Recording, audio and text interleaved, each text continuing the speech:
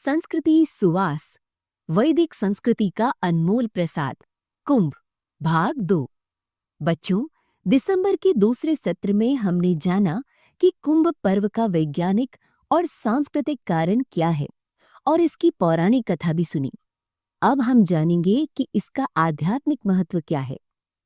कुंभ पर्वों की महिमा।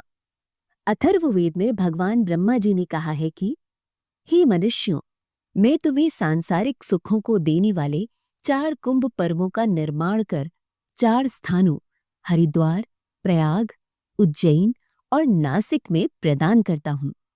अग्नि पुराण में वशिष्ठ जी कहते हैं, प्रयाग में गंगा और यमुना के संगम पर किए हुए दान, श्राद्ध और जप आदि का फल अक्षय होता है।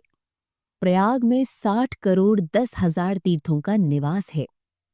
पद्म पुराण में महादेव जी कहते हैं, नारद, जहां गंगा, यमुना और सरस्वती इन तीनों नदियों का संगम है, वहीं तीर्थ प्रवर प्रयाग है।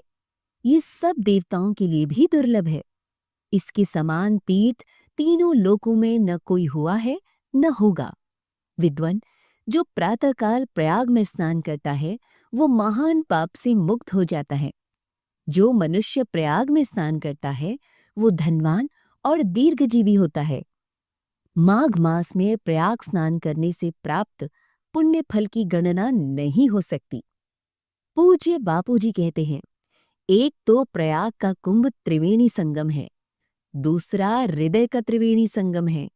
दायां स्वर पिंगला यानी गंगा, बायां स्वर ईना यानी यमुना और बीच का स्वर में सुषुम्ना यानी सरस्वती।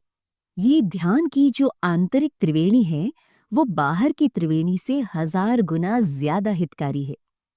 विशेष, अगला कुंभ 13 जनवरी 2025 से प्रारंभ होकर 26 फरवरी तक प्रयागराज में रहेगा।